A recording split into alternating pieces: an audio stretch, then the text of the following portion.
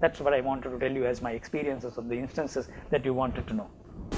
Himself and the Secretary of Defense attributed some of the victory to the general, to General Sarath Fonseca. So why is it now that once he has defected from the government, he's all of a sudden a traitor?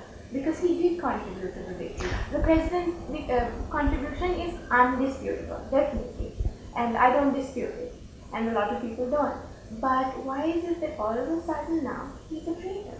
Look, let me clear this to you. The contribution made by the then commander of the army was never disputed, never. But don't forget the fact that there were other contributory factors. What about the Navy? What about the Air Force? What about the police? What about the civil defense force? What about the citizens like you and us?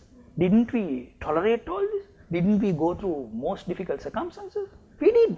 I came to office every day thinking that I will never be able to go back home many years ago. In fact, I wrote my last will in 1998 because so my children will be comfortable. That is the time we went through. So having gone through all that, I just want to tell you, credit was never taken off. That's not right. But equally, please go back to some of the video interviews done by all these gentlemen. To whom did they give credit? They also gave credit. If not for the president, this could have never happened. If not for defense secretary, this could have never happened. They also come back, now they cannot say, no, it's not so. So the question of a traitor doesn't come in here. What I want to tell you is whatever people have contributed, they are held in high esteem. But having done such a great job, all these people also need to make sure that the peace that you and I enjoy need to be sustained. That is what is important to all of us. Let not the LTT from outside manipulate once again. I think there is a lot of manipulation going on. There are a lot of coming together of people who never wanted this country to be a free country. They are coming together. That is the whole issue here. So it's not disputed. There is a role played by the former commander of the army, no doubt. They headed the army. But those are contributory factors. But the entire operation was directed and flat would have come to this man if the whole thing went wrong, the president. So one has to look at how much of weightage do you all put to all these things. Let it be decided by the people. People know what we went through in the last so many years, political leadership that was wavering, political leadership that was never strong. So here we are. I am glad that you do attribute that he played a great role here, the president, in ensuring that we have freedom here. So I am not prepared to call him a traitor. I don't do that. Right. But it seems to a lot that the government is trying to drum that. That literally the generals going into politics is a betraying of the country because, for instance, the letter to Philip Alston or the letter from Philip Alston, once it came to Sri Lanka, Professor Rajiv Vijayasinghe answered back saying, you know what, he didn't say it, so what's the issue now? But then, the very next day, the Ministry of Human Rights and Disaster Management started saying, look what he's done, he's betrayed the country. And a lot of people, especially in the media, maybe they couldn't come out and say, looked at the facts and thought, all of a sudden, just because the Professor Rajiv Vijayasinghe seemed very, very comfortable with just telling Professor Philip Alston that, you know what, he didn't say, so this is not a big issue. But now the government has said they're putting out a committee, they're going to investigate this, and all of these sort of things. So why is it, what people want to know is why. This man, once upon a time, was your hero also. Now, because he entered politics, he's... There are many heroes. Okay, just not one, many heroes. Professor Rajiv Vijayasinghe, with great respect to him, I must tell you, I think did not consult the government. That was a remark he made, and I think that is not the true position. Because it is not we who say whether he said it or whether he didn't say it. It was in a Sunday newspaper. And there is, I don't need to go into it, there were editors coming out and saying this and that he said it and all sorts of things. So I am not going to say whether he said it or not. But the question in focus here is that the moment you raise a thing like that, having been the commander of the army, that is where the problem is. You see, all of us know a lot of things what the government does, and all of us are supposed to, as good public servants, make sure that you do not say these things out of turn. That is how I see it as a public servant.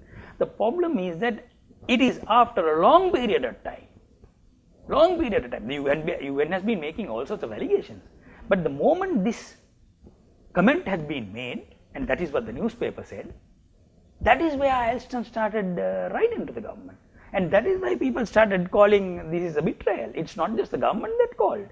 There are so many civil society organizations, so many people started saying this. Why is this suddenly? So that is where the problem was. I am not putting the blame on anyone. What I am saying is, those events, if you look at those events very carefully, until that time, the UN was very quiet, because UN had understood what it was all about. UN had understood this is a humanitarian operation. 300,000 people were freed.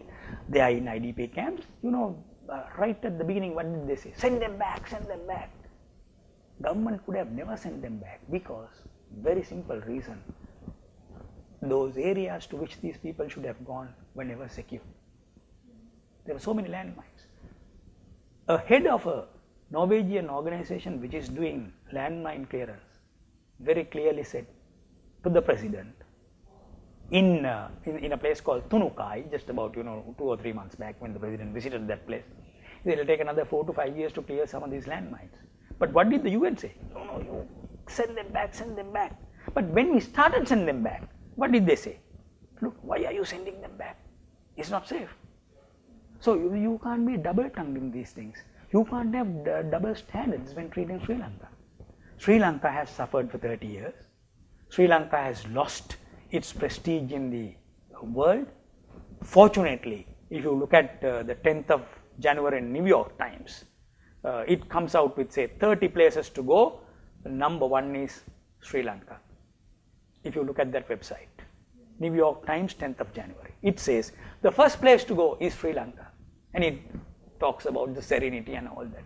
We would have had it. Firstly, had it in 1988-89 if Vadamarachi operation wasn't stopped. So you have to put all these things into a basket and see what are those key places or key players who made this possible. That is what I want to emphasize in this interview. What was the president's role and how did he manage it? What contribution did he make? Was that contribution significant or not? Is what I wanted to be very clear about.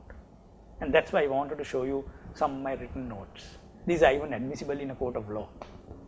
Going over again the foreign policy of the president, a lot of people fear that now, supposing he goes into his next 6-year term, we will be completely isolated from the West, because he has now aligned himself, true, he says non-aligned foreign policy, but he seems good friends with Gaddafi, good friends with Ahmadinejad. So people think, okay, now the president is running towards these sides that are sort of not so good with the West, when Sri Lanka needs the GSP plus. We need support from the Americans to get our garments sold out there. So what is President really going to do? And if the UN is after us, which it seems like it is, right? Because in the course of a month, Philip Alston has sent us 2 letters. That has got to count for something, and has to send some alarm signals around. So what is the president going to do really to diffuse this situation and get us the GSP plus and get us aligned with... All this time Alston was quiet. How did it come about? When this comment was made that it was the defense secretary who ordered that those who were coming carrying white flags be shot. That is the time when Alston started sending letters. Otherwise Alston was quiet all this time. You see, it is because someone here, someone who is responsible, someone who is a responsible official, had been a responsible official, makes a comment like that. If I make a comment, obviously. So you see, you have to make comments, making sure, not because you are in politics or not because you want to gain some advantage. You must be first thinking of this country. Where am I dragging my country to? That is an important thing. Let me talk about the foreign policy. You say the president is aligned to Gaddafi. Isn't the US aligned to Gaddafi now? Just before the president went there, it was the former Secretary of State who visited Gaddafi, Libya. They want to do business with Libya.